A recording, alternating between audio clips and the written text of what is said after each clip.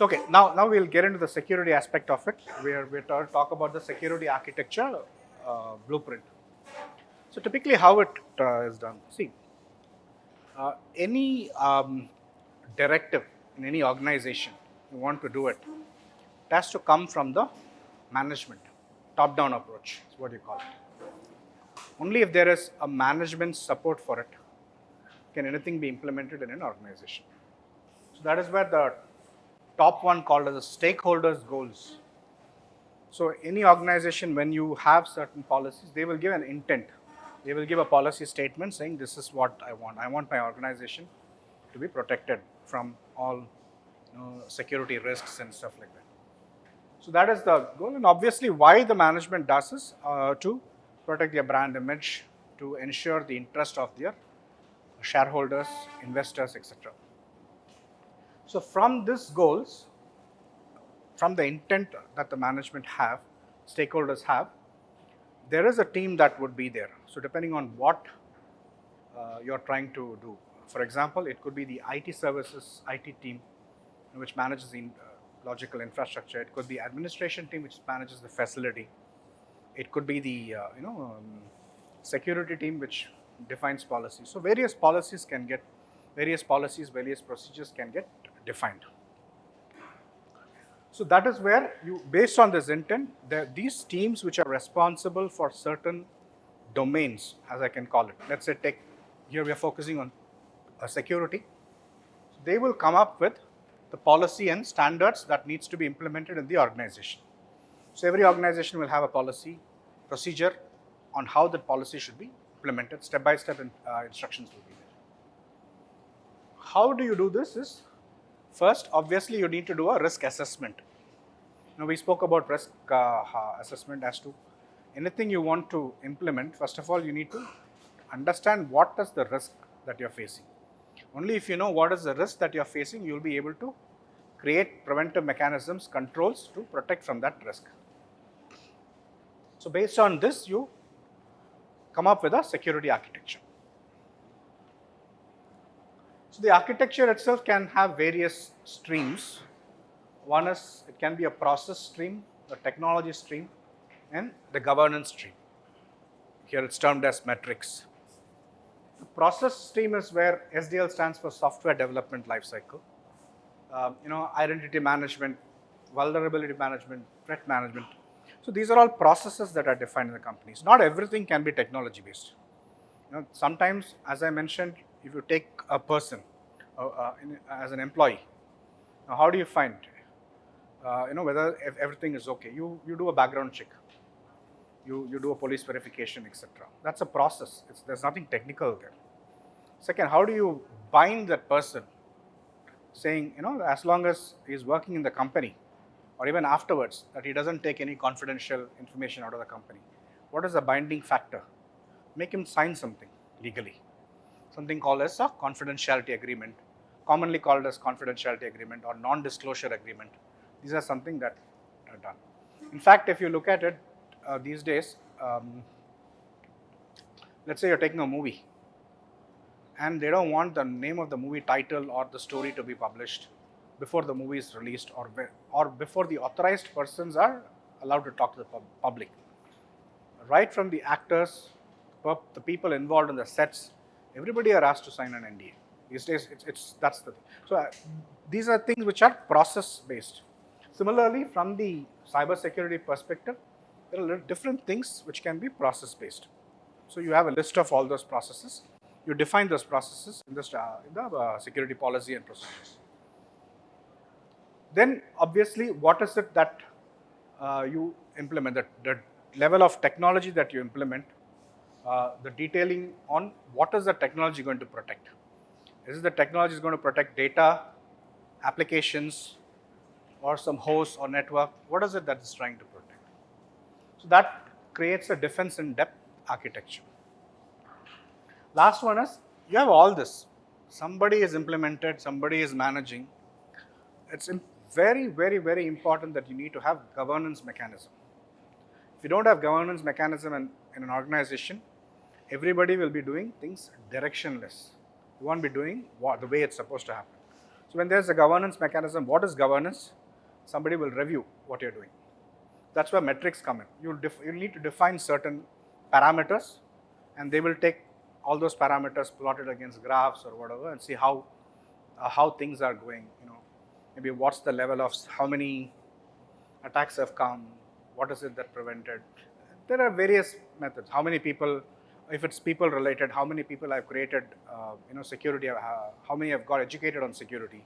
All kinds of metrics can be formed to ascertain how secure you are. So if you take it as most of these are life cycle thing, so first of all you do a risk analysis. Based on that you do a secure architecture and design. Then you do the implementation of it. Then you do operationalize it. Once you operationalize, monitoring. Monitoring is an extremely important thing as far as cybersecurity is concerned. You implemented firewalls, you implemented all the best of the tools. But if you're not actually monitoring, any hacker can actually come anytime and do whatever they want. Because only when you monitor what is happening on your network, you will know if something is going wrong.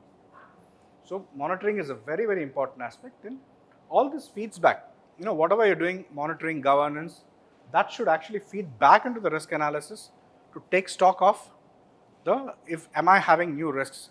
Are my risks getting adequately addressed? Is what you need to take stock. That is why the organizations, once they do the risk analysis for the first time, they don't stop with that. They do it every year. Some of them do it once in 6 months. Some of them even more frequently. Depending on their needs, they'll have that frequency established. If there's any question, just stop me at any point, okay, please. What are the different types of security architecture? I have four different types. One is the network security architecture. This will address all the security aspects that are there in the infrastructure, the network layer. Next is the application security architecture. So this will address all the security required by the application. This is where the secure coding, software development lifecycle, the secure coding in the development lifecycle itself comes into the picture. How secure you develop an application. What is it that you do after the application goes live? What is it that you can do? The testing aspect of it. All that comes into the application security architecture. The focus of this is going to be mostly on the network side, because I believe I was told that there is something else on the application security session also. Product security architecture is, if a company launches a product, any product, it could be, let's take Microsoft Office, the Word, stuff like that. They have to ensure that that product is secure. For example, or those product itself can actually cause vulnerabilities which can result in that system getting impacted. All this put together, the application security, the infrastructure security, the processes that you define, the governance, the management aspects, the operations, everything put together is called as the enterprise security.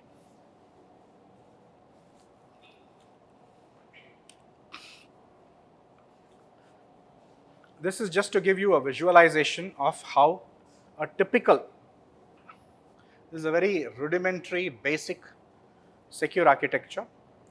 Things are more complex than it in real life actually, but it's a very basic thing. All the different things that go in, just have a look at it for a few seconds. I will be talking about each of the layers separately. This is just to give and afterward the same slide will again come back in the end, so that you will know that what all been covered. Shall we move on? Let's start with the firewalls as a tool.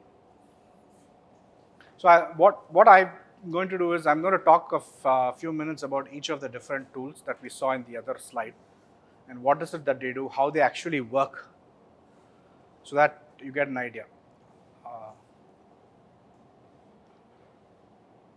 Firewall is one of the oldest technology tools that was there to protect an organization. It's the most basic one that has been there in existence probably for almost about 30 years or so, close to 30 years.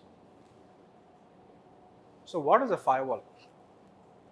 I see in the olden days, if you take African jungles, they have villages in the African jungles. the safaris, the deserts and stuff like that. Wildlife safaris that you go, you have a lot of villages that are there. In those time, they have settlements.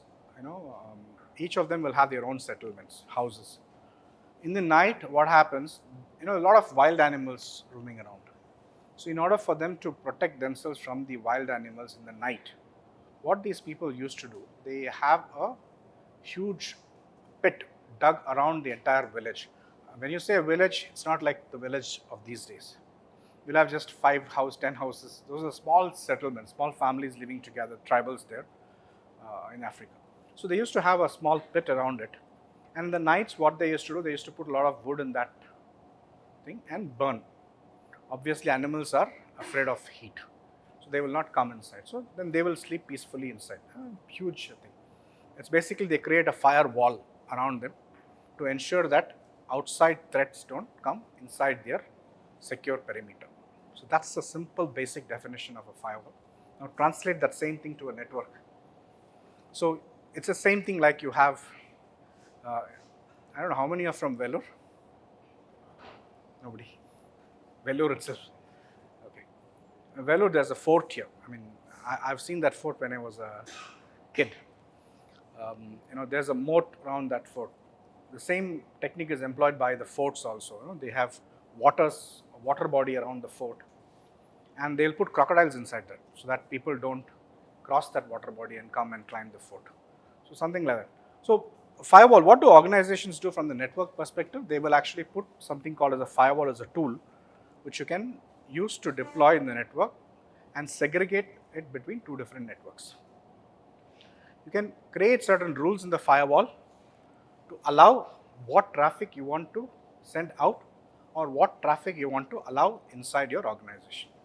That is how a basic firewall works. So it's basically a filter of traffic based on IP addresses of the source, the destination, based on certain ports. You're all familiar with this terminology, right? Ports. All of you know what is ports? Port is, see, okay, in any system, an operating system, has something called about 65,000 and odd, the exact number I don't remember, 65,000 and odd ports. So it is nothing but a area in the operating system which can actually listen. It can create if you create an application or a service and launch it on a particular port, this port can actually listen to traffic coming in. So if a traffic comes on that port, it knows that operating system knows it's for this particular application. So if you take websites, what are the ports that the website uses? Typically, it's 80 and 443. Generally, that's the standard. But of course, you can have website launch on any port. 80 and 443 is the normal standard. And typically, when organizations who want to hide things from the normal hackers, they may actually launch a website on a very different port. Okay, and you can use the browser to go to that port. How will you do that? For example, let's say my organization has launched a website on the port 27,500. So if you want to access tcs.com, if you type just tcs.com on a web browser, you will access 80 or 443, depending on whether it's HTTP or HTTPS. If you want to access 27,400, you'll have to put tcs.com:27,500 and you actually go to that specific port. So port is basically kind of a door giving an entry into the application. So you can define which applications are accessible. So most common ones, anybody can name, what is the port number for FTP? Anybody? 21 and 22 also. 22 is SFTP, I think 20 and 21 for FTP, because one is used for data, another one is used for the TCP layer. Then SSH is 22, Telnet 23, 443 is the secure HTTP transfer protocol, etc. So all of them listen on a particular port, and you can put rules to allow only access to those ports. I want to introduce some terminologies here. DMZ as it's famously called, demilitarized zone. So what is a demilitarized zone? In the normal world parlance, let's take North Korea and South Korea. Okay, between North Korea and South Korea, there's always a conflict. Okay, and North Korea is completely segregated from the South. There is no people movement at all happening. But at the same time, but for their armed forces to come and talk to each other, they have created a centralized area between the two countries where there are no weapons, no tanks or no, their armed forces will not bring in weapons into that area, no mines rather, into that area. So that area is demilitarized. So from North Korea, people cannot come into South Korea unless you have a proper visa and stuff. The same applies the other side. But anybody can actually come into the demilitarized zone. Okay, so this is an area where in an organization, I don't want anybody to come into my network. But at the same time, I want certain resources that I have to expose because of my business needs. What are those resources? My web server. I want people to know that I have these products I'm dealing with. My mail server. I want people to send me emails. Only if an email server is exposed to the internet can somebody else send me email. Otherwise, they can't send an email. So if somebody wants to transfer files, I put up an FTP server. So all these are put inside this area called as the demilitarized zone. So this is a zone where typically, generally, the rule to the zone from the firewall will be open to the whole of the internet. So from the internet, anybody can actually come. Like in North Korea, South Korea, how anybody can come into the demilitarized zone, same way people can come into this area. So just come into that area and they finish their business there and go back. Access from this demilitarized zone into my network will be blocked. Okay. But for me, I can access these servers also from my organization. That is how it will be. If you have any questions, just stop me there. So I think we spoke about it. Isolates organizational internal network from internet. Allow only some packets to pass through, more of a revision, and blocking others. Restricts incoming and outgoing traffic by IP address, ports, or users. I think I didn't talk about users.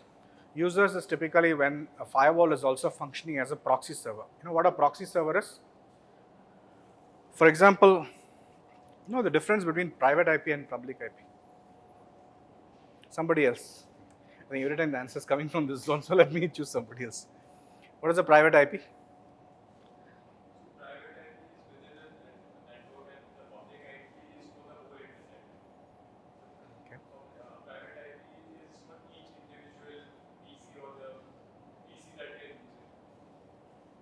Okay, close. Anybody else want to take a stab? Let's say. Okay, let me do it. The main difference between a private IP and a public IP is a private IP is not routable on the internet. So I cannot just put a private IP on my system and decide to go to hotmail.com or gmail.com. It will not work. In order for you to access any of these internet resources, you will need an internet IP address which is routable. That IP address should be able to go around the internet, a published IP address. There are 3 private IP address ranges. I would suggest you look up some network because the thing about security is a lot of concepts, but you can really excel in information security only if you know about networks. It's very, very important that you learn networks. Many of them make a mistake, but it's possible to get into security without knowing about networks. Because I'll cover what are the different career opportunities, and especially in the compliance roles, you may not really need to know too much about networks. But fundamentals are very important. So you know about network, go to some Cisco site, has got fantastic books on networks. Cisco is a, I don't know the name, I can send that link later to sir, he can circulate it to you. I'll give you the name of the books also that are quite popular. So what I was telling, IP ranges, I was talking about ranges. So you have this range which is 10.0.0.0. So last 3 octets are 0.0.0. I know I'm digressing from the enterprise security, but I just want to give some basics also. So what it means is, see, each of these octets, how much it's about 255 host can be on that network. Now in a 10.0.0, what will happen? You can have 255 into 255 into 255 number of hosts. So many thousands and thousands of hosts that can be on that network. Okay. Then there is another one, and this network, when you put it in your any organization, a large organization can use a 10 dot series. If they have thousands and thousands of systems in the organization, they can do. If you have a mid-level organization, they will use the series 172.16.0.0. 172.16 is common, and 0.0 is 255 into 255 is the number of assets that you can have on that particular network segment. I mean, number of systems you can have in that organization. The last one is for smaller organization, where it's 192.168.0.0. That 0 is also a thing. You can only have 255 assets on that. A small company which has only 255 systems can use that. Okay, now none of this IP, if you keep it in the organization, with this you will not be able to access the internet. So you need some intermediary. That intermediary, generally we call that as proxy. So the proxy, what it will do, it will, let's say you tell the proxy that I want to go to gmail.com. It will take your request that's coming from, let's say, yourself, and it will take your request and it keeps it there in the memory. It will repackage this request and send that to internet as if it's going. The proxy server will have a public IP address. Okay, so this is many people can access the internet via one IP address. So it's called as a many-to-one. That's the definite. That's what proxy does. It is able to allow internet access for thousands of people in an organization to go and access internet. So a firewall can also function as a proxy. That is where the user part comes into the picture. And to explain the user part, I had to digress a little bit. Okay, traffic criteria, I think we spoke about source. Source is the source IP. Let's say you have a 10 dot series IP on your system, your specific IP address, and you want to go to via the firewall, you want to go to some other branch in Mumbai, which is on another segment, 192. So you can actually route the traffic via this 10 dot series becomes a source, and the 192 series becomes the destination. And if it's a specific service you want to access, let's say it's a web server, you will give the port also as destination port as 80. Protocol is, there are different types of protocol.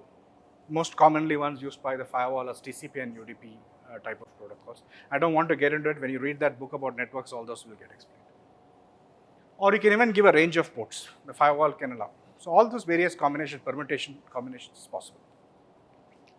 Even the source can be a range of IP address, destination can be a range of IP address, etc. Typically, a firewall is not at the application level. So what it means is, I cannot control it at the application level. It's only at the IP address level. I can allow traffic from one IP to another IP to a certain service. That is all I can do. Pros and cons: a useful security tool gives, provide perimeter security. We spoke about the moat. Implement a policy that your organization, I can implement a policy which says that I don't want anybody to go out of my organization directly to the internet. All traffic blocked. Okay, if they want to access, they will access only through proxy server. Then I put the proxy server on the DMZ and I give access to my organization into the proxy server. You can define rules. Cons: very careful design. A small mistake, you'll open up a huge hole. A simple mistake could be, instead of giving one IP address or a range, I may end up giving any. It means I've given access to the world. A very common mistake people make. They won't realize, see, the firewall rules are not like 10, 20 in an organization. It will be like 2,000, 3,000. Those are the kind of rules that you'll have in the firewall. Okay, when you have so many rules, somewhere, someplace you can actually very easily make a mistake. So it's very important, and one mistake is enough for the firewall to, not function as a firewall. Most important thing, it cannot protect traffic that cannot cross it. Now we saw the other slide, right? This is the firewall. Let's assume this is one network interface, and this is one network interface, and there's one network interface here. Typically, how these network interfaces are done is you will have a switch here.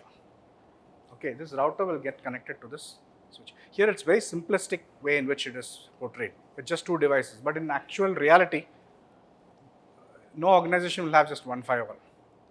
You will have to have another backup firewall, because if one fails, the other one should be there. Then you may have other devices on the same network, etc. That's why for all those same systems to be on the same network, you'll put a switch and connect all the cables. Now this side also there's a switch.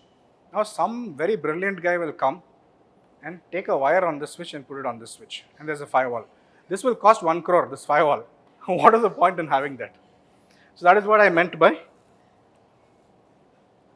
traffic should cross it. Only it can protect traffic crossing it, otherwise it will not be able to protect. And it doesn't provide protection from insiders at all. Within the interior, no protection is possible. Its failure, if it fails, it can lead to network failure. That is why you have a backup always. It can also have vulnerabilities which can exploit, which people exploit. Typically what happens is, in any firewall, the first rule that you configure in the firewall is generally a rule which says to the firewall is a source, any destination block.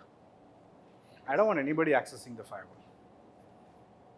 This is called as the stealth rule. Name of this rule is called as stealth rule.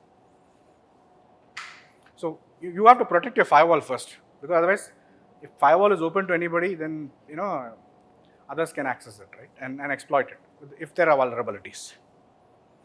These are different types of firewalls. One is packet filtering. This is the most old one. What a packet filtering firewall is typically does is it again, see, any firewall the same logic. It controls the data flow. But here in a packet filtering firewall, see, obviously when you send an information to google.com, that information will have to come back to you. Only then you can see that web page, right? Now, in a packet filtering firewall, you have to write a rule from point A to google.com, allow. Now I have to allow the second one also. Google.com to point A also should be allowed. It needs to have a return rule for the traffic to come back. Otherwise, it will not. These are the very old type of firewalls. That was there. But no longer nobody. That's why it's called as the first generation. Today, most of the firewalls are stateful inspection. So what happens in a stateful inspection is, the firewall remembers that this connection, this person X wanted to go to google.com. It will create a table inside called as a stateful table. It will say, let's say the IP address is there, and it forms a table. From this IP address, the request is go to google.com. Now it will remember what firewall does is, it will actually send the packet out, and when Google sends it back, it knows that this is the person who asked for google.com, let me send the packet back to that person. So it looks at the table first. The table is not a rule that is configured by any person. It's a table that the firewall automatically creates, and when allowing any packet, it will first look at the table. If that rule is allowed in the table, it will allow the packet, then only it will look at the rules. So all the firewalls today function as a stateful inspection firewall. So I also said earlier that firewalls can act as a proxy. So it can be an application level firewall also, where you can allow web traffic through the firewall, FTP traffic, telnet traffic, mail traffic, etc.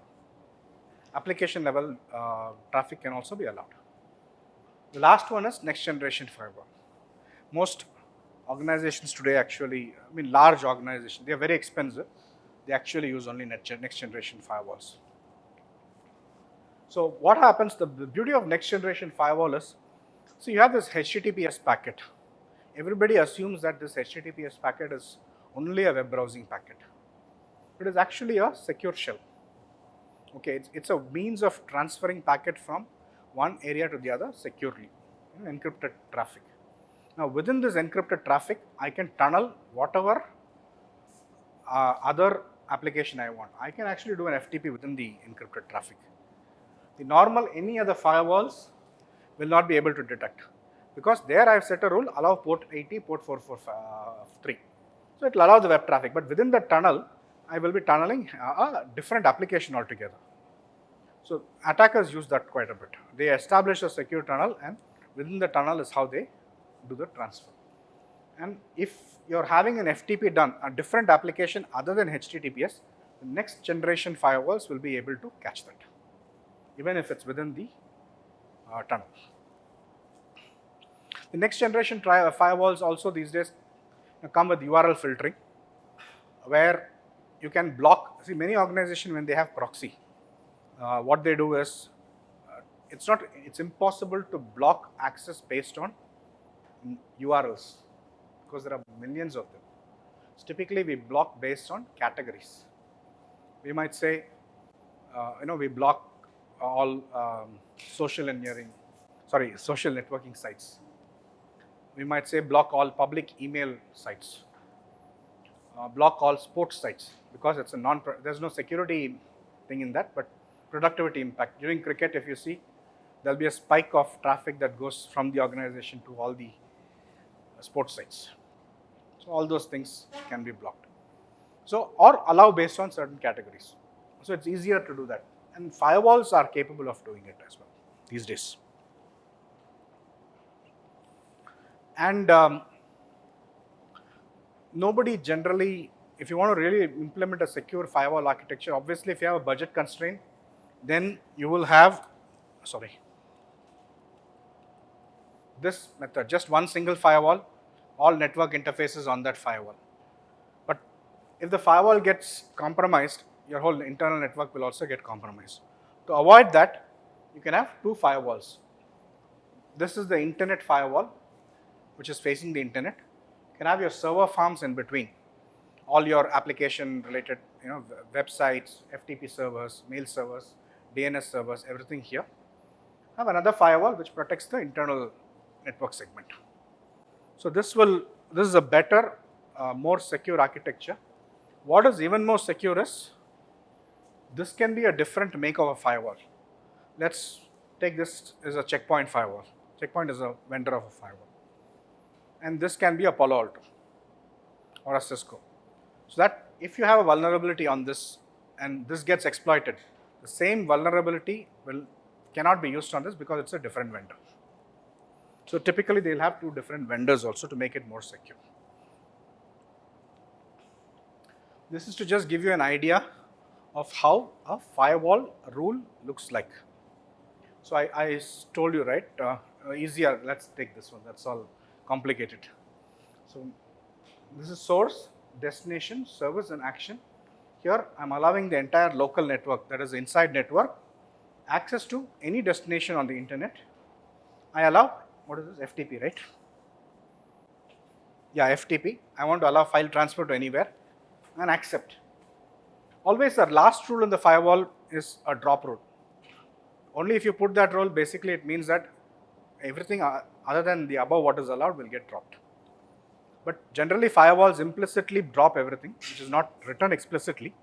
But as a best practice, we always put that last rule. Here the same thing in a different way.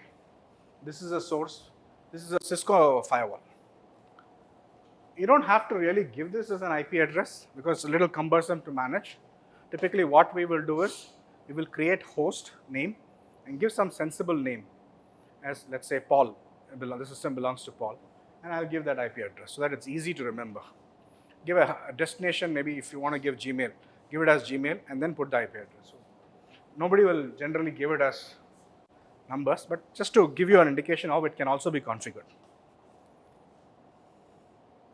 So I think I'm done with firewalls. Any questions on this? Thank you. Let's move to intrusion detection system. Another very important, see the firewall is the most important. Today it's a given. All organizations have firewall. By default, everyone, when they want to connect to the internet without a firewall, nobody connects their systems to the internet. Many times, if you may not know, even your home broadband actually has some firewall. Which somebody, the guy who's there, if he knows properly, he'll be able to configure that firewall on the home broadband network also. Next tool that typically organizations use is intrusion detection systems and intrusion prevention systems. So what it does is, it is used to monitor any suspicious network activity on the network. So it can protect against software exploits like buffer overflows or whatever type of attack that is coming, which is application related attack. I will explain this. I will just go through this, then I will start explaining it. It can either be host or network based. Host is you can put it on every system there, or network based is you can just put it on the network itself.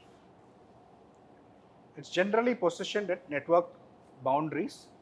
It can do content or context based monitoring. It's basically nothing but a sniffer. It sniffs network traffic to see what is the traffic that's flowing in the network. A combination of IDS and a firewall will give you good perimeter security.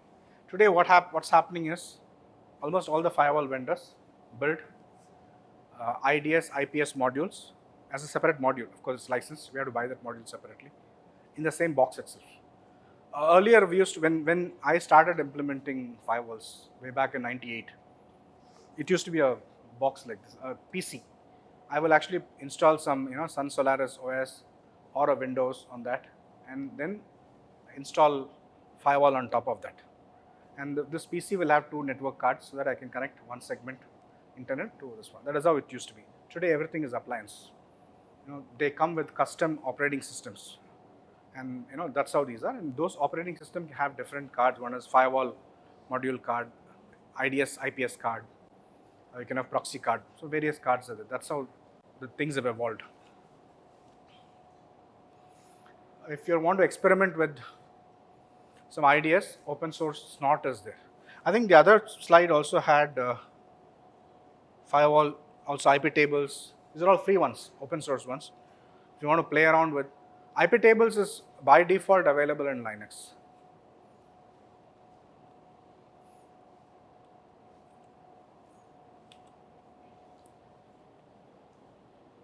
So the difference between an intrusion detection system and intrusion, a lot of things written there, but the main difference is intrusion detection system is, as the name suggests, only detects. Okay. What it does is, it will take a packet, it will just monitor the packet. If it finds an anomaly, it will send to the console. But the packet will be allowed to pass through. If somebody is trying to attack, the attack will continue. It will not prevent. But intrusion prevention system actually sits in between the network. Okay, it will come when a traffic is coming, it first hits the intrusion prevention system. It has the capability, it depends on how you configure the role. You can either say block or allow. So it has the capability to block a traffic depending on the attack signatures. See, basically this intrusion systems, any intrusion prevention or detection system, have 2 ways in which to, how this antivirus works, right, based on signatures. So every attack actually has a signature. Every attack pattern will have a signature. For example, if you have a buffer overflow, there's a certain signature attached to it. If you have a cross-site scripting, there's a certain signature attached to it. Or anything, any activity that you do, there is a signature attached to it. So this intrusion detection or prevention system have the database of that signature, and they will look for the signature in the network packet which comes in. And if you find the packet, it will give you an alert. So that is called as a signature-based intrusion detection system. The other one is profile or anomaly-based detection system. This is a more tricky one actually. So what you do, you put an intrusion system on your network for, let's say, 10 days, 20 days, and it will just observe the network traffic and baseline the traffic. So typically this is what happens in my network. It just observes the network. Once you do that, then once you switch it on for this one, anything other than the baseline, it is observed in the last 15-20 days, any deviation, it will flag up as an alert. That is our intrusion detection system, which works based on profile or anomaly based detection. The only thing is, it's got a lot of false positives, because not necessary that every activity will be confined to a certain small time frame. So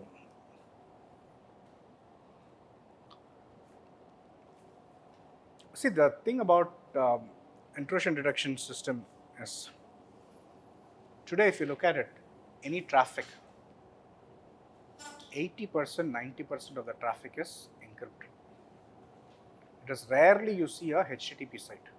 Today every site you see is HTTPS. You take mail, email also. I will be talking about email security separately. It will be encrypted traffic.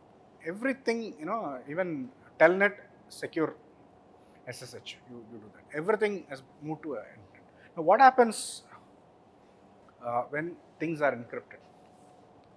It's actually an advantage for the attacker also.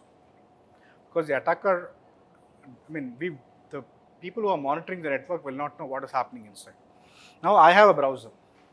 I establish a connection with some server on HTTPS.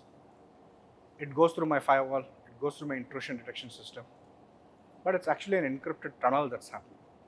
How will my firewall or intrusion detection detect what I'm sending, right? It is not possible for them to detect unless the traffic is unencrypted. That's where the concept of SSL decryption comes in. Okay. Now there's a technology called as SSL decryption, where any traffic that goes, let's say, to the intrusion detection system, it will decrypt that message. It's better. I think now I'll be audible. I think that was the culprit. So any traffic which goes, it will decrypt the network. It will take the traffic for analysis and then repackage the network and then send it if it's an allowed traffic. If it's a blocked traffic, obviously it will drop the traffic there itself. So what does this diagram say? Okay, here we are talking about host-based intrusion detection system and network-based intrusion detection. So when it's host-based, the intrusion detection system agent is residing on every PC that is there, host, every desktop or a laptop in the organization. And it's configured in a certain way to protect. Typically, if you look at it, any advanced antivirus system will automatically have a host intrusion prevention system also. Host prevention system also it is there. Even you take Symantec also, there is a separate module for prevention. If you really look at the logs in Symantec or Norton, you will see that the kind of intrusions that it's actually preventing. You'll be able to see that. The network is, so there is a traffic that's coming in. This is it spans the traffic. Okay, this is a switch port analyzer, spans the traffic, and a parallel, there's the intrusion detection sensor here. From this, see the traffic is going through to the end user. Okay, this doesn't get stopped. Here, there's a copy of that traffic is taken, and this analyzes, and then it sends an alert. So this is post facto. The attack could have happened. What to do is afterwards only. But as I say, if I have an intrusion prevention system, it will actually sit in between. So if it's sitting in between, it sees the packet, it can actually have the ability to block the traffic or not. That's the difference between these two.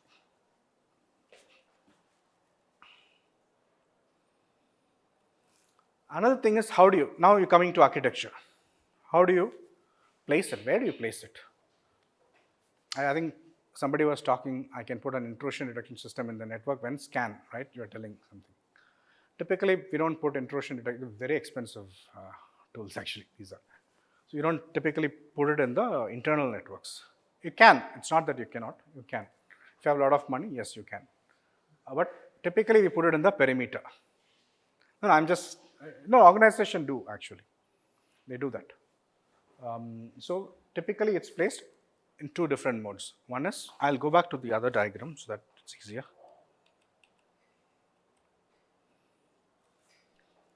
So let's say I put an intrusion detection system here. Every traffic that's coming from the internet will go through my intrusion detection system and then only hit my firewall. Now the problem here with this is, it will have a lot of false positive. We don't know what can be true positive. There can be a lot of false positive. But at the same time, we are protecting every traffic. We are actually analyzing every traffic rather, I should say. Another way is put the intrusion detection system here, after the firewall. Now this firewall is allowing only filtered traffic, right? You put the intrusion detection system here, only the filtered traffic will get. So here if something happens here, there is a possibility that it's actually a true attack that's happening. So these are two ways in which you can place. But only difference here is if you have it after the DMZ, it will work only if you have a 24/7 SOC. SOC means Security Operations Center. It's a team which monitors whatever is happening on your network. Otherwise, the attack would have happened, everything, then you come tomorrow, it will become again post facto. Okay, any questions on IDS, IPS? I'm just going to be covering some important security tools that are being used, and all of this will come finally into the architecture that's placed in the final diagram that I'll show you.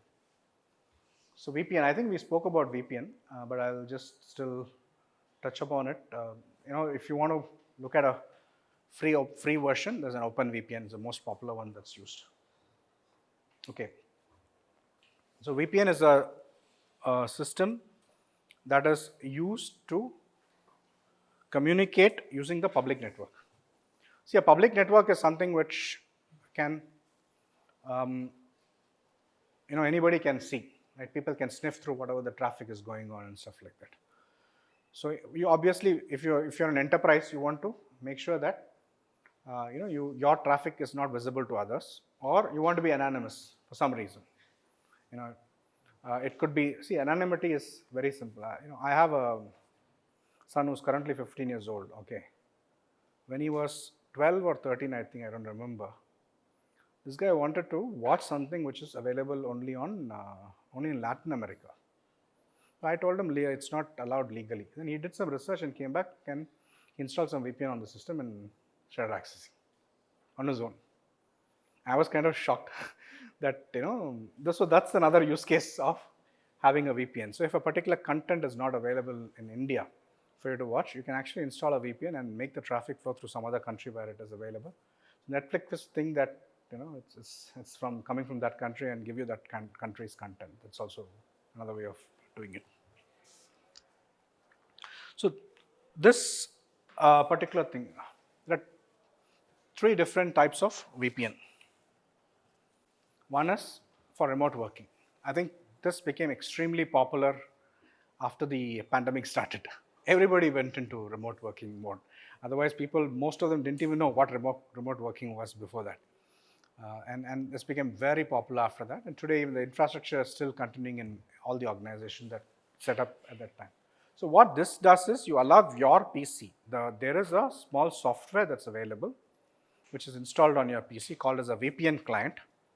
Now, when you switch on this VPN client and give the credentials that's required to access your organization, this will form a secure tunnel from your laptop to the organization's network.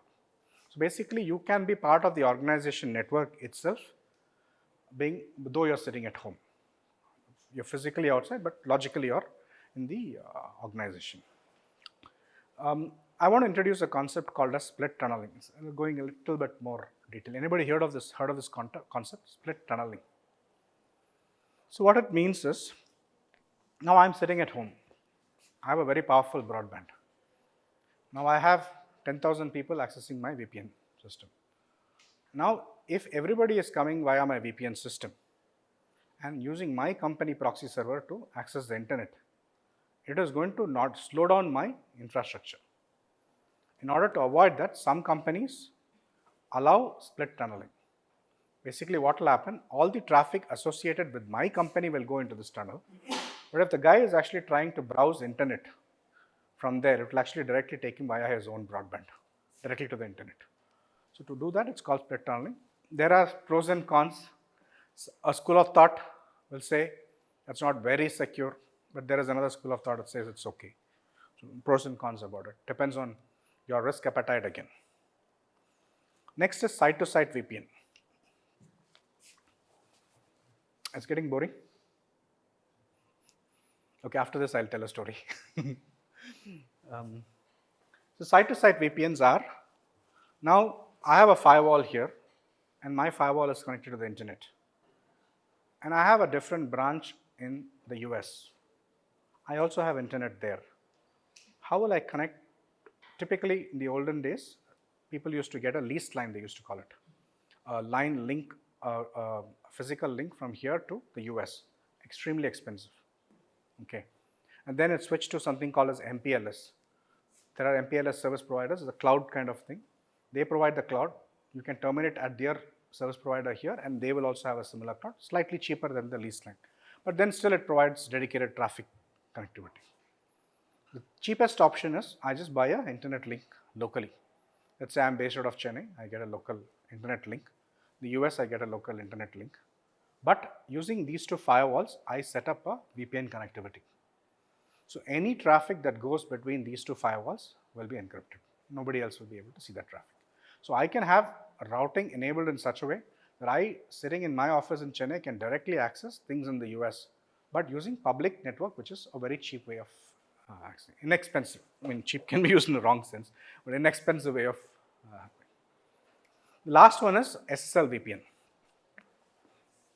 So SSL VPN is, we spoke about the VPN that is there on the laptop, right? You need a software. Sometimes it becomes very difficult to distribute this software to everybody, especially if you have vendors, who has to come into the organization. You don't know them. You don't want to give your, client to them, stuff like that. So another way of, become more of a logistical thing. So another way of doing it is a browser-based access. You can actually set up a SSL VPN infrastructure. Using a browser on your network, you can access that VPN, and you will be able to actually connect to that infrastructure also the same way you connect to your VPN. So this 3 different types of connectivity. Okay, let's wake up everybody a little bit. Let me drink some water before that. How many of you have heard of SolarWinds?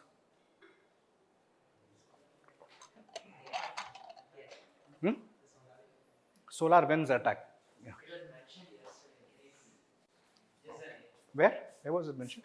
Again, another attack. Oh, yesterday's session. Okay. So oh, no, just something. Okay.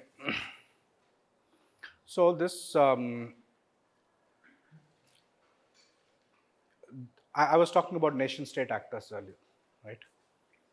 Now you have these nation-state actors who actually want to have a target customer. Target to attack. They actually thought how there are different ways of doing that. Okay. So what these guys thought, the better idea would be attack the supply chain. You know what a supply chain is? Supply chain is any company which is providing some component to your organization for you to produce an output. Okay.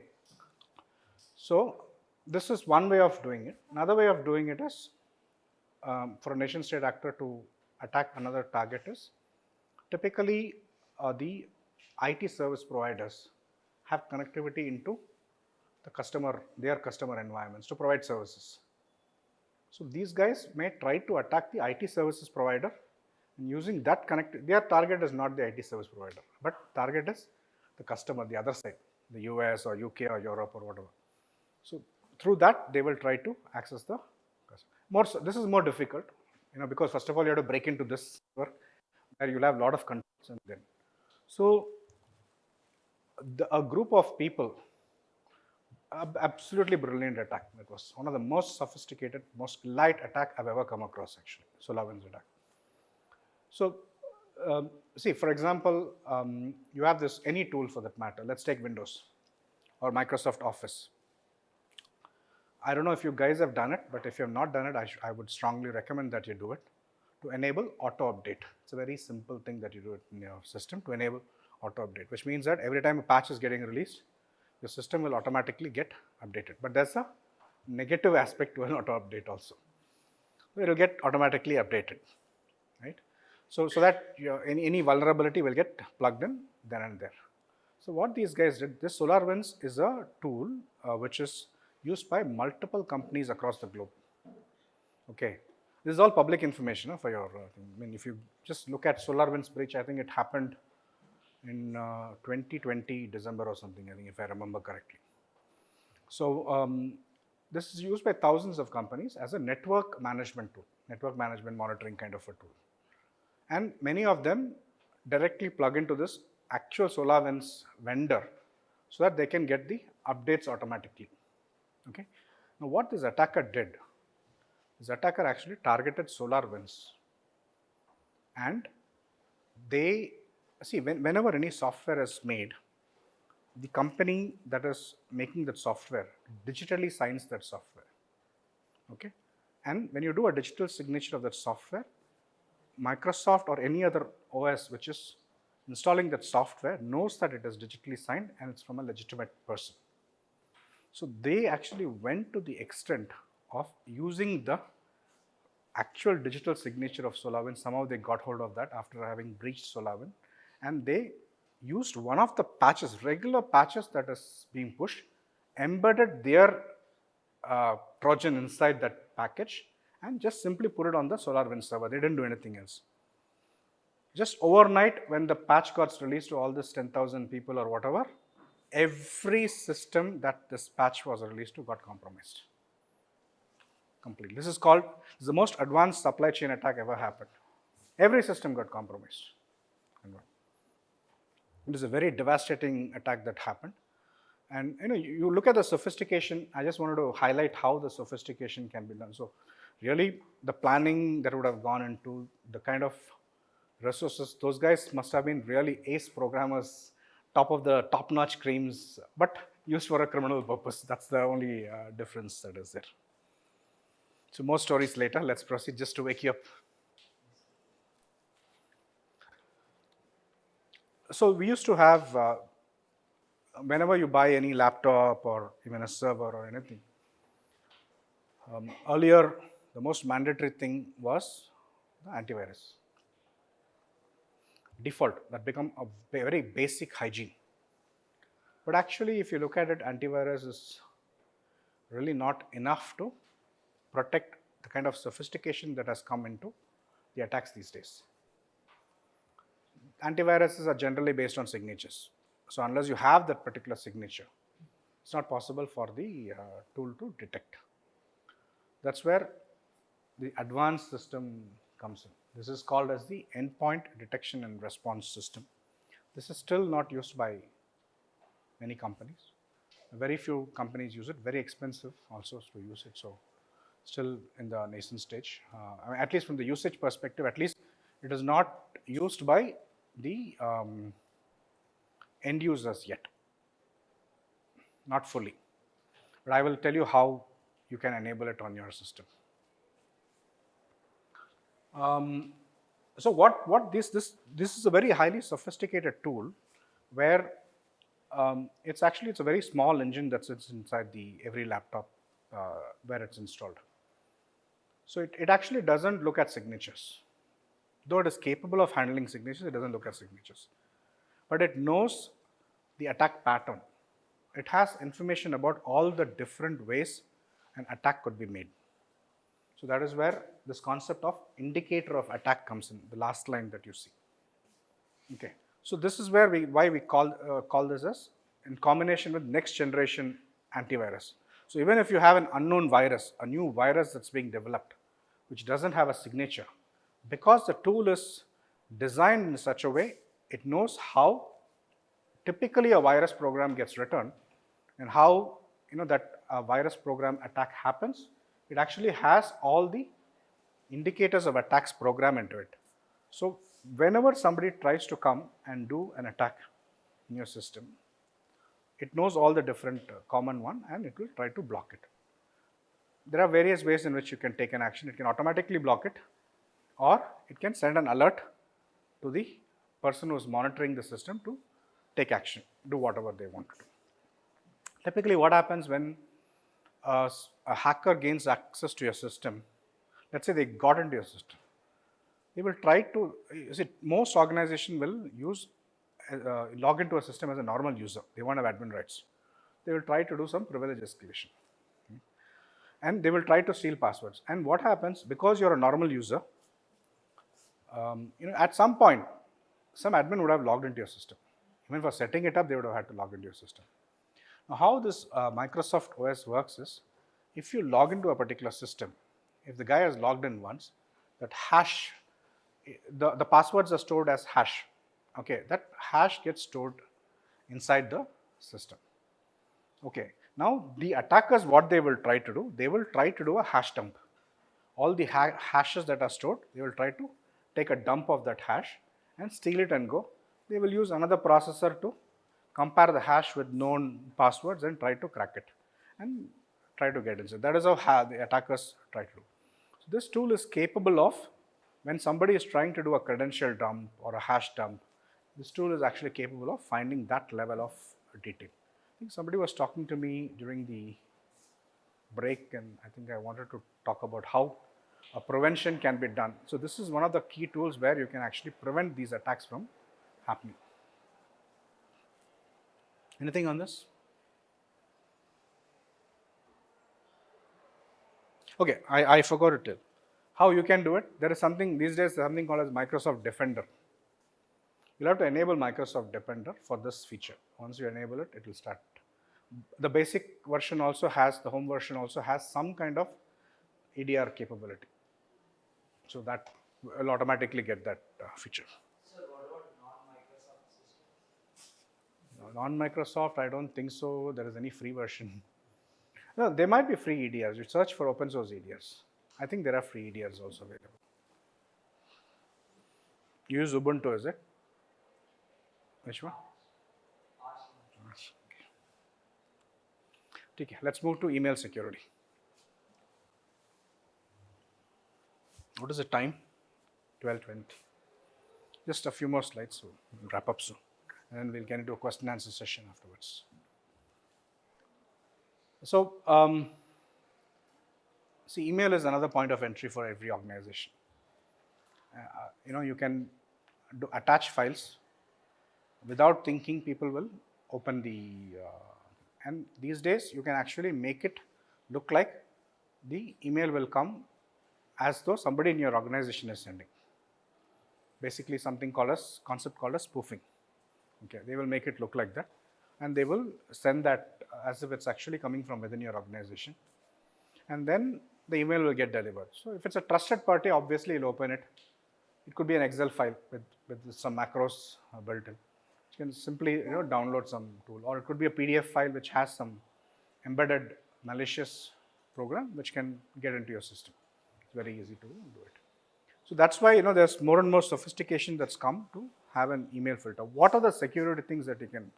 Most company will not even have 50% of this, but a good security company will have all this implemented.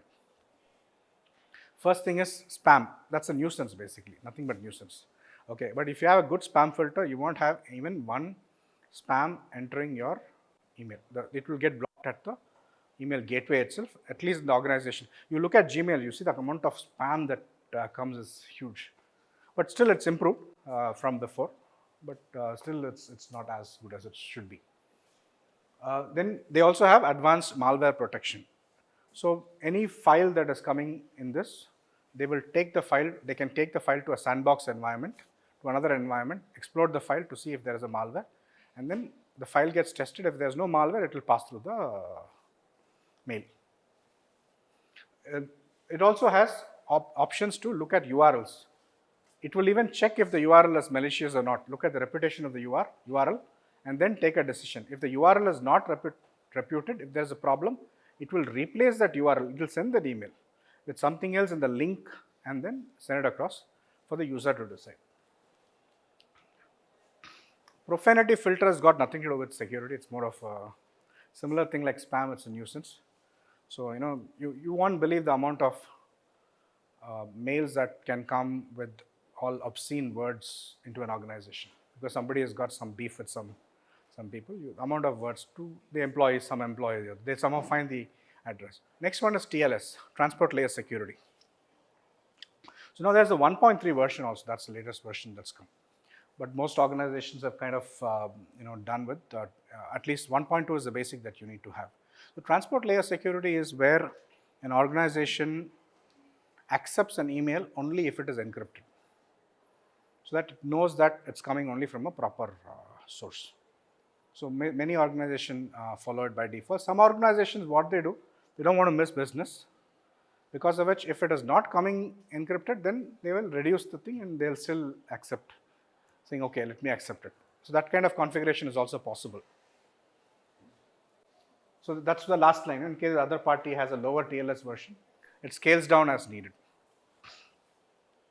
But it can be configured to prevent emails from coming also. SPF is Sender Policy Framework. Today, many of us use third-party services. And because I use third-party services in an enterprise, that third-party service will actually send email. For example, the most common thing will be recruiting people. Typically, most of them use cloud-based service, some other service to recruit people. And when that service is actually sending email to the candidate, if it comes from that domain, the candidate will not believe. It is like, let's take TCS itself. TCS is sending it. But when they send it, they will make it look like as if TCS is sending it. It's coming from a TCS email ID. Okay. Now, the recipient email server, these days, they have also put security. When an email is received in an organization, what it does, it will look at the email and it will do a reverse lookup to see if it is actually coming in from where it's supposed to be. It will contact, if let's say, that third party is used TCS.com. It will contact TCS.com to find out if the email is actually coming from me. Because I'll have something called as an MX record. In a DNS, we spoke about DNS earlier, right? In a DNS, there will be one entry called as MX record. That is a mail exchange record. So all the servers, everything will get listed. So it will check if it's an authorized server to send an email. It will not find that. It will drop the email. In order to avoid that, if we know that we have a third party which is authorized to send, we put something called a Sender Policy Framework and say, yes, this is an authorized party to send. So that email server will know that they are authorized to send and will accept the email. DKIM is an authentication mechanism to detect forged senders. This is for avoiding spoofing, spam, all those kind of emails. It just adds a digital signature to every email that comes in so that the recipient can look at the email and know that the sender, this is the guy who's actually sent the email. DMARC is domain-based message authentication and reporting conformance. So this is more of a policy that is there. So an organization can implement either SPF or DKIM or both. That definition is done in DMARC. This is a very advanced level of email security implementation. Last is email DLP. Email DLP is typically not done in the mail server itself, the messaging, the gateway itself. It's a separate tool altogether. DLP stands for data leak prevention, data loss prevention, either of it. So in order to prevent your data from going outside, you have a tool called as DLP. I will be talking about DLP next. Okay.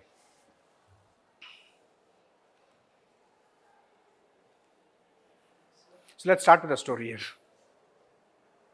So you were talking about sandboxes. In these sandboxes, suppose somebody is trying to spoof or impersonate an actual website. Is there a way for sandboxes to like you mentioned going to the URL? It won't be able to. Cleaning it up. You're talking of, let's say I have Citibank, that A will be replaced by some other Cyrillic character, which looks like an A. No, I don't think so. The sandbox will be able to do unless or until that's there in some database where it is already there. So It can actually go to that email and check if it's malicious. That's a possibility. See, these things are actually trained to do, but it cannot detect everything. Because if in an organization there will be thousands and thousands and thousands of email processed in a day. Okay, let's start with something to show the importance of DLP. So there was this company in the US. It's an automobile manufacturing company.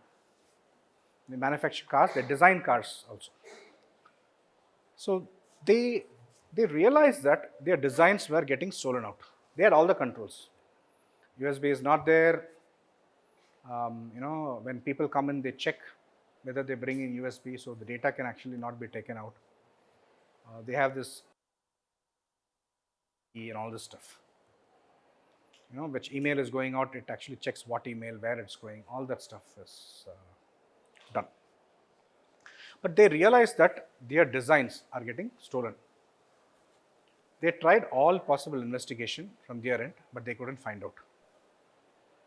Then they made a complaint to FBI, saying, we suspect that something is going on. We are unable to identify how this, but we are sure the design is being taken out.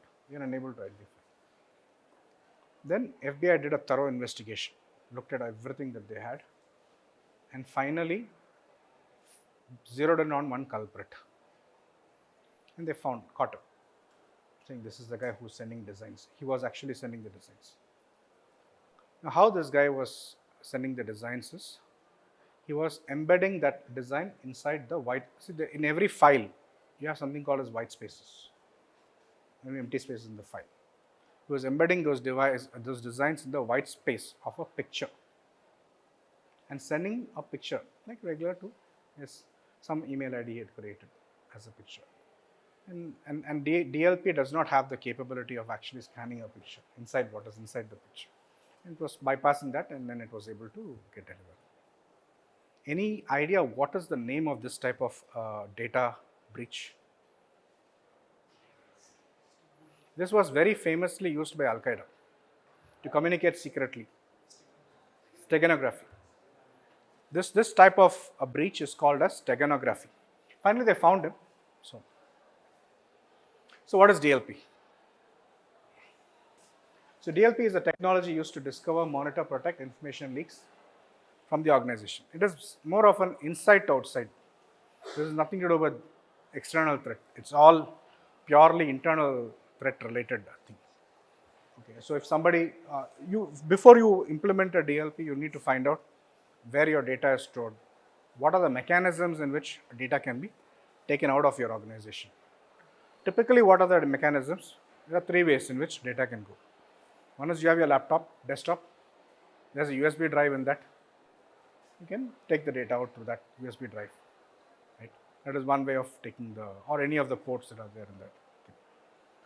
Second way is send an email to your personal ID or something where you can take the data. Third way is you access a website and upload some data. So there are three ways to do it. So the first one, where it's taken from where the data we need a prevention on the control on the host, is called as the host DLP. The next two are called as network DLP, because it is actually sitting in the way of the network transfer of our data, and that will get prevented. So this is the email DLP architecture that I was talking about. So you have this email DLP servers. So when somebody sends an email, every email goes to the DLP server. In the DLP server, you will have rules defined. You can have rules saying, if this user is sending 5 credit card numbers, block it. About less than 5, allow it, based on some rules, and they know how the organization functions. Or if it's got medical related data, or if it's got some computer program, some data that looks like a program, block it.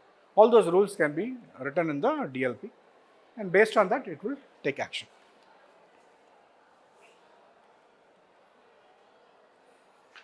Similarly, the host DLP is also the same thing. There is just an architecture about the mail DLP. So depending on what you're trying to transfer, see, first of all, almost all the organizations, they'll block the USB. On top of that, we'll put your DLP, because if somebody is trying to take something out, sometimes what if that USB control fails? These days you get so many phones and stuff like that, something comes with new protocol, new thing, you connect a phone, sometimes it gets connected. To avoid that, we put the DLP to block traffic from that angle also. That is why you have the host DLP part. Any questions on the DLP part?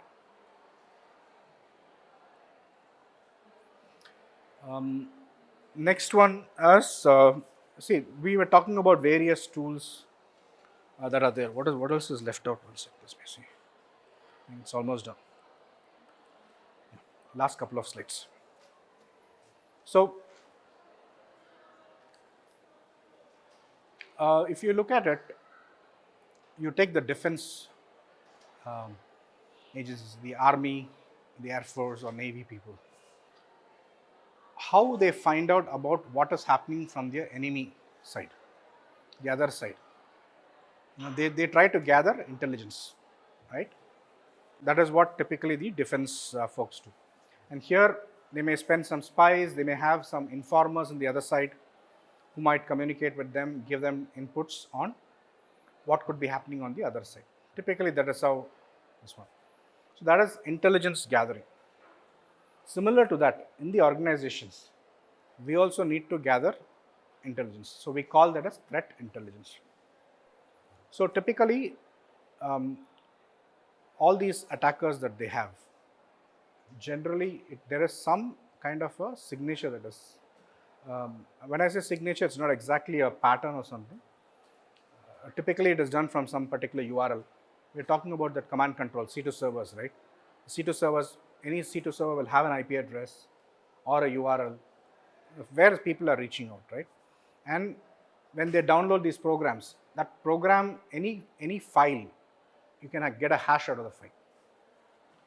So all this, the worldwide community, everybody keep gathering this information. Every time an attack happens to them, a new thing comes, they gather this information. So these are called as indicators of compromise, commonly known as IOCs. An IOC can be a URL, an IOC can be an IP address, an IOC can be a hash of a file, any of these three. Okay, worldwide, a lot of organizations body keeps sending this information to different people, saying these are threat that is there, please block this. Typically, many organizations will be subscribed to these things. It can come from various sources. It can come from government bodies, cloud sources, open source. Vendors will send threat that's related to their products. So all this will come and get into something called a threat intelligence platform. And from there, you can actually either do it manually or automate it. There is a tool called as SOAR, Security Orchestration Automation and Response, SOAR. Okay, those tools, what they do, you can actually feed this information and have connectors to the respective device. Now, if you have an IP address, how do you block an IP address? Firewall. Firewall is the one which blocks access to any IP address. How will you block an URL? How do you access URLs? Proxy, right? Proxy. Third is hash. Where does the hash reside? Either in IPS. Hash can come into the organization either in IPS, or it can be on the host itself. When you're accessing a website or something, it can get downloaded. Okay. Now all these three, the tool is capable of automatically blocking the URL, on the proxy, the IP address on the firewalls, and it will block the hashes on the host systems, on the IPS also. So the tools are available. Either you can do it that way or you can do manually, but whenever somebody sends every day, once in 2 days, you will get a bunch load of threat intel. It will be like a huge file, at least about 30, 40, 100 sometimes numbers will be there. You have to go and manually block. So it's easier to actually use a tool to block it automatically. Many organizations block it automatically using a tool. So once that is there, it becomes easy for the SOC. SOC is a security operations center which monitors the entire. See, all these tools that we spoke about, everything will generate logs. Okay, firewalls generate logs, IDS will generate logs, the EDR will generate logs, everything. So the SOC, there's a team which will actually look at all these logs. They're based on certain rules, certain triggers. They will be looking at them. So when they are looking at them, if they see some connection which is already blocked going to these IOCs, it means that they know that there is a compromised system in the network. They'll immediately go and investigate how that system got compromised. It's the simplest way of finding out compromise in the setup.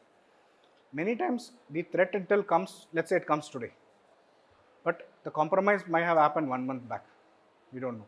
So typically most organizations, what they will do, once the threat intel comes, they'll go back 3-4 months in the logs to check if there was any traffic towards the IOCs. If it is not there, fine, we are safe, nothing has happened. If it's there, they know that some system is compromised. That is how threat intel and SOC monitoring happens. Though it is a very tricky job in the sense that you constantly keep on monitoring.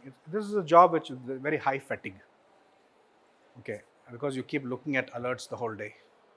So, you'll have to keep changing people, give them breaks, changing people and stuff like that for this particular type. But it's one of the most critical jobs because all it takes is to miss one alert. So the attacker can try many choices. We don't have the option. The guy who defends does not have it. We have to be 100% right all the time. That is the problem. If you miss one chance when the guy is attacking, you're finished. So I think we are coming towards the end. I'll talk about the carriers a little later. So I think now we have covered most of it, right? I mean, now if you look at it from the architecture, you have the VPN part of it coming in, dual layer firewall architecture. We're talking about the proxy, email, the DNS, all the DLP servers, all that in the gateway. Some internal servers also. These are servers we didn't speak about. There's another slide. I'll just briefly touch upon each of those areas. This is how you define the entire network security architecture. Some of the things that I didn't, because if I start, it will need a couple of days to do all this, each of them individually. So I just, the core ones, the critical ones I put in a detailed manner, and these are the other servers. I think proxy we touched upon.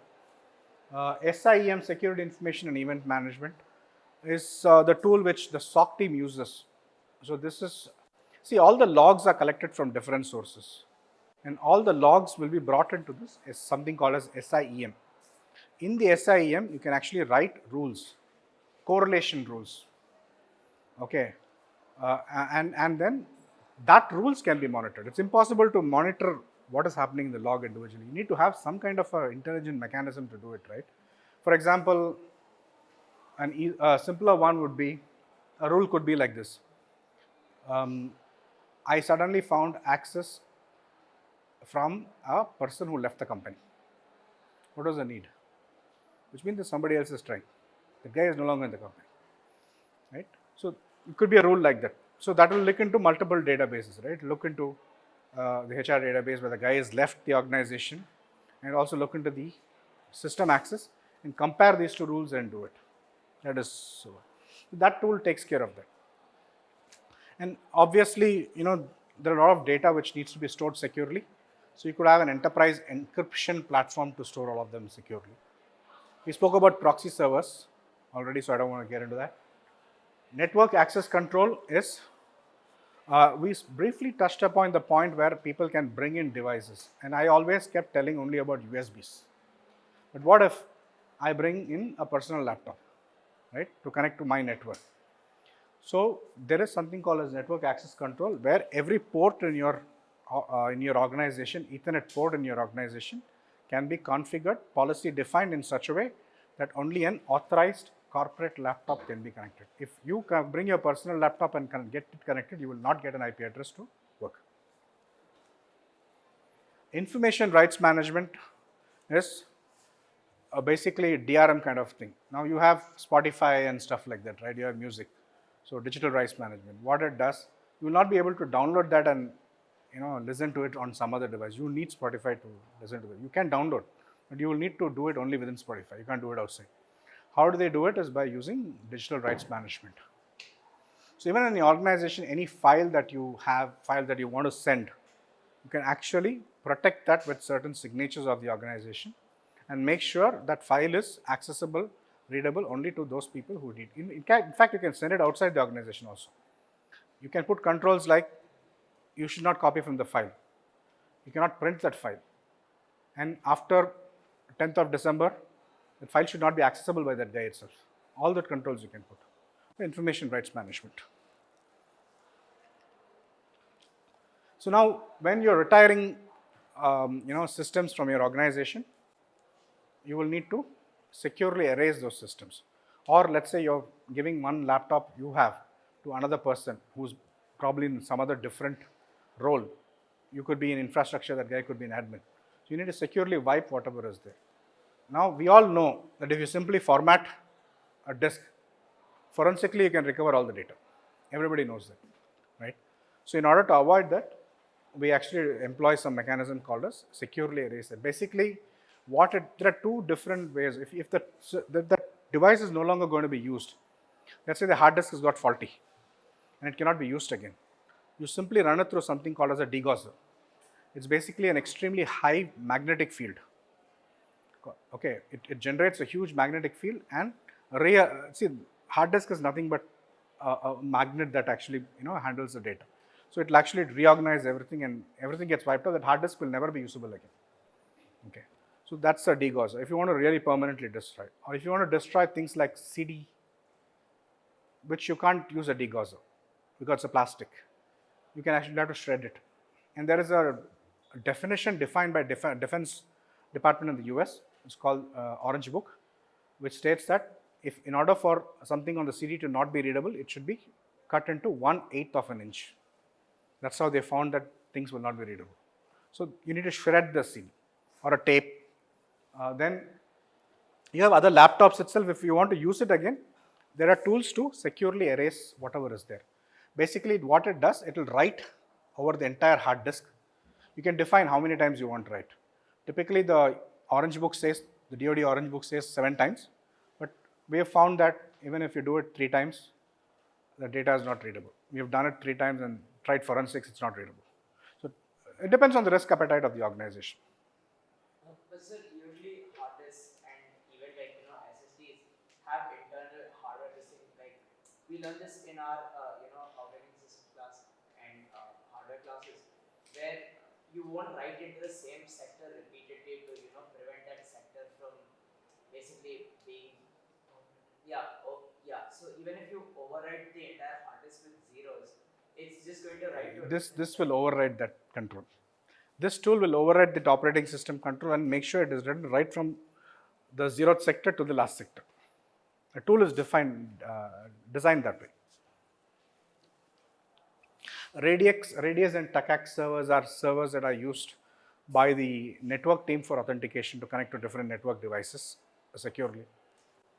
Antivirus servers, I think we spoke about EDR itself, so that's done. Patch management, extremely important thing that people ignore. Extremely important. Half the problem in the world, the attacks will be solved if people actually patch their systems properly, regularly. So this has to be a very, very focus area for all enterprises to ensure they have a good vulnerability management system and a patch management system in combination. So as and when you get patches, you patch it. Also, you have a vulnerability management system where once in 3 months, once in 6 months, scan all your systems to see if there are vulnerabilities that are there. Somebody was asking about how often should an organization do red team. It depends on the organization. It can be once a year. How often they should do penetration testing? Once a year, once in 6 months. All depends on the risk requirements of an organization. But there is no go on this. This is, many organizations are okay with once in 3 months for patching. But personally, I believe as soon as it's released, you have to patch it. It's as simple as it. Last one is Active Directory LDAP group policy. So this is where all the users of the organization gets stored. About their computers, all information gets stored. Now it's possible for an organization to push policies onto these organization assets, right? And those could be like, I want to have 8-character password minimum, and the password should be complex. How do you make that uniform? So those are done using these policies. Or every 30 days, the password will get expired. And last 5 passwords I can't use in the system. Different, you can have the password character can be 14, 8, whatever. You can define what suits your organization. That kind of policy can be defined and pushed across. It's called as a GPO, Group Policy Organization. I think before I come to this on career opportunities, I think we're done with this. In case you have any questions on anything that's been taken so far, you let me know. We can talk about it.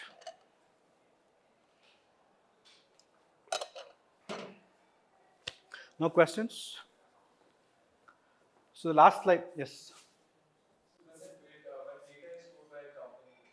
Data is moved. When the data is stored by a company, the customer details or anything is stored by a company, they say that it is encrypted and they don't look at it.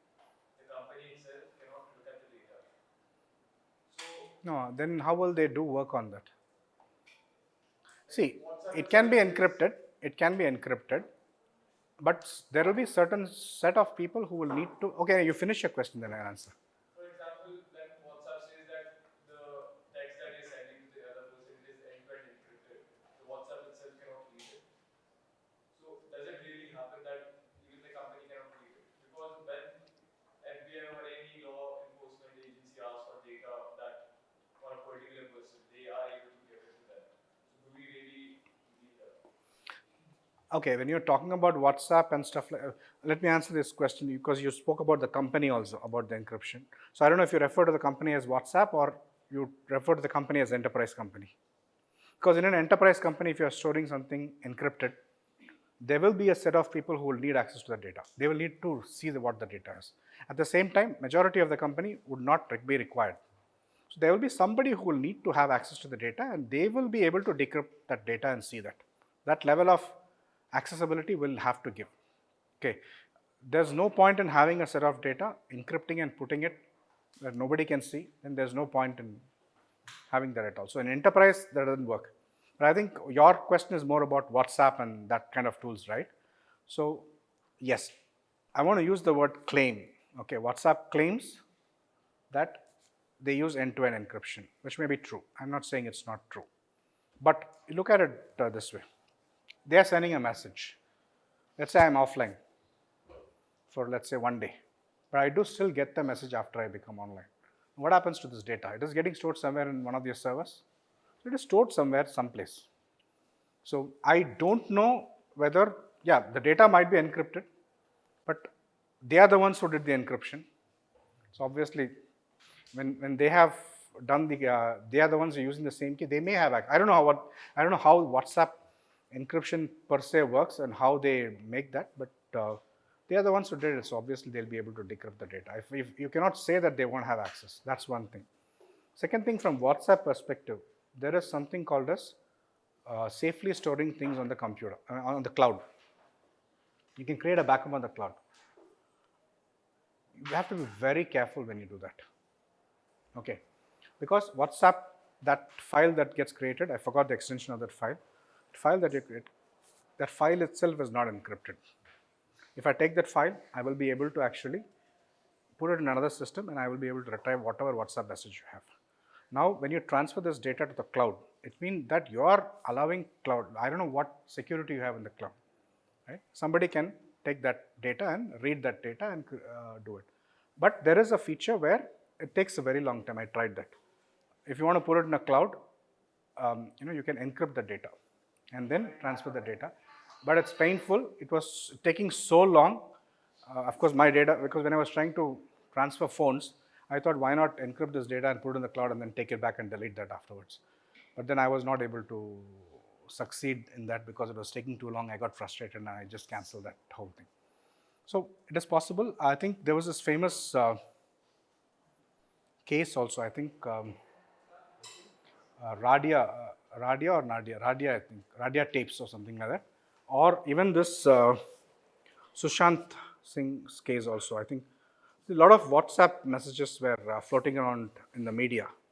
How do you think they got hold of those messages? They didn't get those messages from those phones where I said, if somebody has access to your phone and you have that WhatsApp, that file, I will be able to recreate that database into my phone. That's a way of getting access to your WhatsApp.